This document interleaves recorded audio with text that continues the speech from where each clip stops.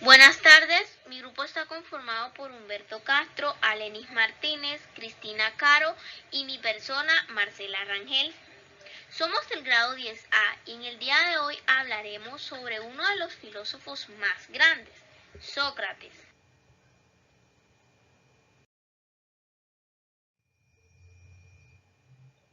Sócrates nació en Atenas en el año 470 a.C., hijo de un escultor y una comadrona, Sofronisco y Fenareta. Educado bajo el tradicional esquema de la época, literatura, música y gimnasia. Sócrates era un filósofo que creía en la supremacía de la ley. Esto debería estar por sobre todas las cosas para que existiese el orden necesario en la vida. Además, para este pensador, el fundamento principal de nuestro conocimiento se encontraba en la razón del hombre. ¿Cuáles fueron sus aportes más importantes? Sócrates partió de la idea de que el ser humano debía ubicar su pensamiento en el centro del mundo para tener una mejor visión de aquello que les rodea. Sus enseñanzas surgían de las reflexiones éticas y morales que lo conllevaron al reconocimiento de la propia ignorancia y desconocimiento. Una vez que se determina nuestra ignorancia, podemos aprender y ser virtuosos. La virtud más importante del ser humano es la sabiduría, que debe ser aprendida porque no es innata. La sabiduría suma las demás virtudes como el amor, el respeto, la honestidad, la justicia, la felicidad, la ética, entre otras. Permite nuestro propio reconocimiento. Solo se puede aspirar a la felicidad obrando desde la sabiduría, que a su vez conlleva al bien y a la justicia. Por el contrario, la persona viciosa actúa desde su ignorancia porque carece de conocimiento.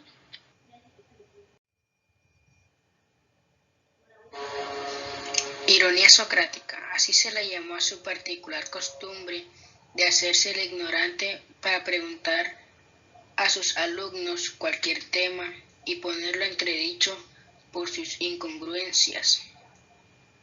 De esta manera conseguía enfrentar ideas, opiniones y conceptos. Este método fue muy utilizado en los escritos referentes a la moral. La mayéutica. Este nombre proviene de una comparación con el oficio de comadrona de su madre. Permitía que los interlocutores consiguieran sus propias verdades. Fue de mucha importancia, ya que inducía a sus alumnos a formularse sus propios problemas por medio de preguntas hábiles, cuyas respuestas venían a iluminar el entendimiento. Método socrático. ¿Qué es? Entendemos por método socrático una metodología a través de la cual se plantea que el ser humano sea capaz de madurar y movilizar sus recursos y reflexionar sobre las problemáticas que le atormentan. El objetivo del método socrático o del diálogo socrático no es el de dar una respuesta a las preguntas de otros, sino el favorecer que esta persona puede ser capaz de profundizar en su propia psiquis y reflexión, que en el fin de que éste desarrolle su propio conocimiento por sí mismo. Aportes a la fisiología. Uno de los aportes valiosos a la fisiología fue el conocimiento y el estudio de la ética y la moral, como factor predominante en el comportamiento del ser humano en la sociedad.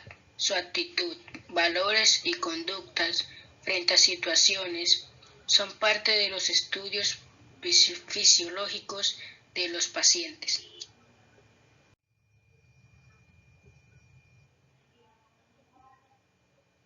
La ética socrática es aquella que nace del desarrollo de la virtud como pilar esencial del obrar correcto.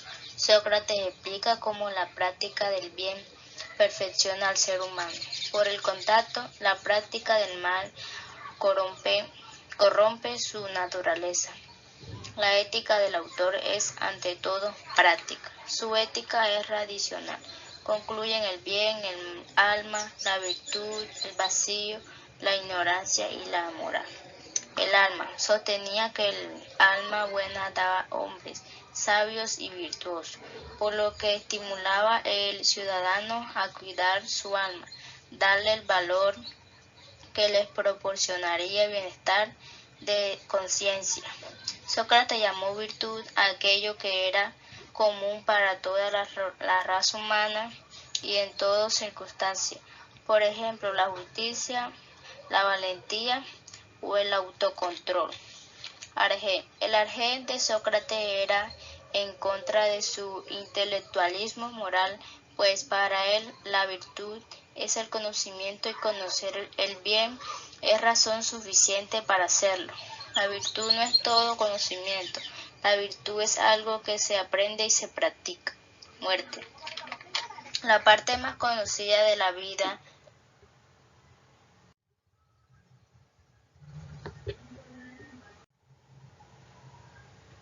Muerte. La parte más conocida de la vida de Sócrates en su juicio y ejecutación fue juzgado su búsqueda de la virtud y su estricta adhesión a la verdad que chocaron con el curso de la política y la sociedad atenienses. Delitos imputados del corromper a los jóvenes al iniciarlo a la derrocación del régimen actual dictatorial, que finalmente fue derrocado y permitió que nuevamente se restituyera la democracia. Sobre siempre estaba rodeado de jóvenes quienes tenían sed de buscar la verdad. 2. De haber introducido varios dioses en el Olimpo.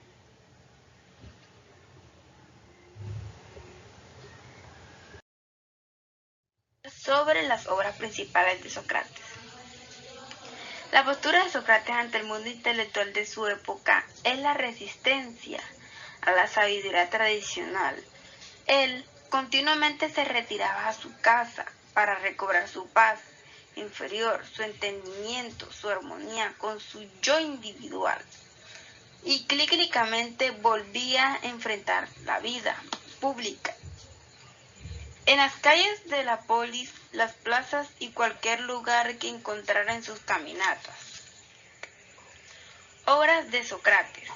El conocimiento de un mismo. Relata Sobrino 2008 que cuando se entraba al templo de Delfos estaba la inscripción: Conócete a ti mismo.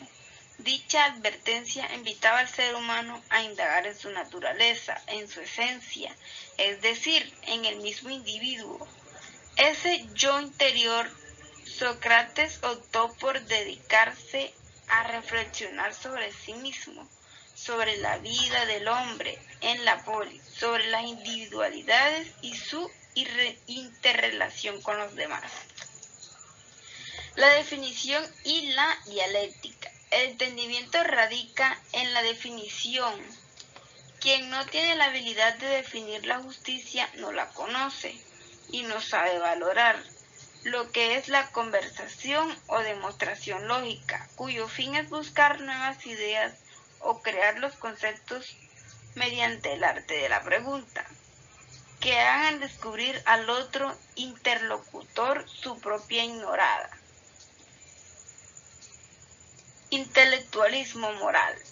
Manifiesta que el intelectualismo moral es una teoría que se basa en la conducta moral, desde el conocimiento de bien y la justicia. Dicha tesis afirma que si solo se conoce a fondo estos dos conceptos, bien y justicia, se podrá realizar, es decir, si se conoce entonces es realizable. Las frases de Sócrates. El amigo ha de ser como el dinero, que antes de necesitarlo se sabe el valor que tiene. Los jóvenes hoy en día son unos tiranos, contradicen a sus padres, devoran su comida y le faltan el respeto a sus maestros. La verdadera sabiduría está en reconocer la propia ignorancia. Yo solo sé que no sé nada. Habla para que yo te conozca. Las almas ruines solo se dejan conquistar con presentes. El orgullo engendra al tirano. El orgullo, cuando inútilmente ha llegado a acumular imprudencias y excesos, remontándose sobre el alto pináculo, se precipita en un abismo de males, del que no hay posibilidad. Bueno, muchas gracias por escucharnos, estudiantes. Que tengan un buen día. Gracias.